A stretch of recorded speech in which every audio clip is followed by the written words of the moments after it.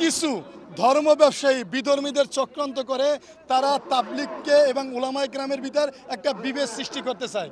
এই জন্য আমরা বলবো উলামায়ে কেরামের সাথে আমাদের কোনো দ্বন্দ্ব নাই। তারা আমাদের মুহসিন, আমাদের হযরতজি বারবার বলে উলামায়ে কেরাম আমাদের মুহসিন, তাদের সাথে আমাদের কোনো বিভেদ নাই। আমাদের বিভেদ হলো যে যারা তৃতীয় পক্ষ তাবলিগকে এবং উলামায়ে কেরামের মধ্যে দ্বন্দ্ব সৃষ্টি করতে চায়। মাওলানা সাদ সাহেবের ব্যাপারে যে তারা অভিযোগ করছে, আমরা সংবাদ সম্মেলনের মাধ্যমে স্পষ্ট বলছি, মাওলানা সাদ সাহেবের ব্যাপারে তারা যে অভিযোগ করছে এই অভিযোগ ভিত্তিহীন এবং এ ব্যাপারে আমরা ওপেন চ্যালেঞ্জ করছি। সেই চ্যালেঞ্জ তারা সংবাদ সম্মেলনের মাধ্যমে গ্রহণ করে নাই, শুধু একটা ভিত্তিহীন বিষয়কে নিয়ে। এবং আরেকটা জিনিস জানেন, গত 3রা নভেম্বর আমরা আমাদের স্বরাষ্ট্র মন্ত্রণালয়ে বৈঠক করছি। আপনারা জানেন গত 7 বছর তারা আমাদের সাথে বৈঠক করছে, উভয় পক্ষ একসাথে বৈঠক করছে। এইবার তারা বলতে আছে চিঠি লিখছে, ওই চিঠি আমাদের কাছে আছে, সরকারকে চিঠি দিয়েছে মাওলানা সাদ সাহেবরা না হোক, অতএব তাদের সাথে আমরা বসবো না। তাহলে পূর্বের 7 বছর কেন বসলাম? এই জন্য তাদের প্রত্যেকটা অভিযোগ ভিত্তিহীন এবং তাদের সাথে তাবলিগের কোনো সাথী খুব সামান্য পরিমাণ আছে।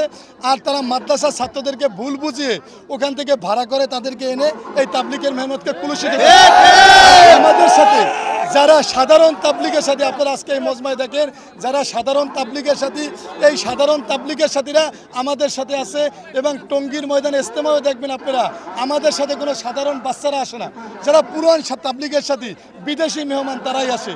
আপনাদেরকে আমরা চ্যালেঞ্জ দিয়ে বলতে চাই, মাওলানা সাদ সাহেব যদি টঙ্গী ইজতেমার ময়দানে আসে, টঙ্গী ইজতেমা ময়দানে 50,000-এর উপরে বিদেশি মেহমান শরীক হবে। এবং সে না আসার কারণে বিদেশি মেহমানের সংখ্যা 2-4 হাজারে নেমে গেছে। এই জন্য আমরা আপনাদের কাছে অনুরোধ করব, সরকারের কাছে, আমাদের মাননীয় উপদেষ্টা, প্রধান উপদেষ্টা ডক্টর ইউনূস স্যার, আপনি অনেক জ্ঞানী লোক, সম্মানী লোক, আপনার কাছে বলবো বৈষম্য মুক্ত আমরা বাংলাদেশে, আমরা তাবলিগের ব্যাপারে বৈষম্য চাই না। এই জন্য সারা বাংলাদেশের সমস্ত মসজিদগুলোতে আমাদের কাজ উভয় যাতে তারা কাজ করবে, সারা বাংলাদেশের মসজিদে আমাদের কোনো আপত্তি নাই। কাক্কাল মসজিদে তারা আমরা উভয় পার্ট বাই পার্ট করবো, কোনো আপত্তি নাই। ইজতেমা তারা আলাদা করুক, আমাদের আপত্তি নাই। আমাদের ইজতেমা আমরা আলাদা করব, তাদের ইজতেমায় তারা যাদেরকে আনবে আমাদের কোনো আপত্তি নাই। কিন্তু আমাদের ইজতেমায় আমাদের হজ্জজি আসবে, এখানে তাদের আপত্তি। এটা একটা সম্পূর্ণ বৈষম্য একটা কথা। এই জন্য আমরা হজ্জজিকে চাই, এটা আমরা আপনাদের কাছে আবার আমরা বলতে চাই।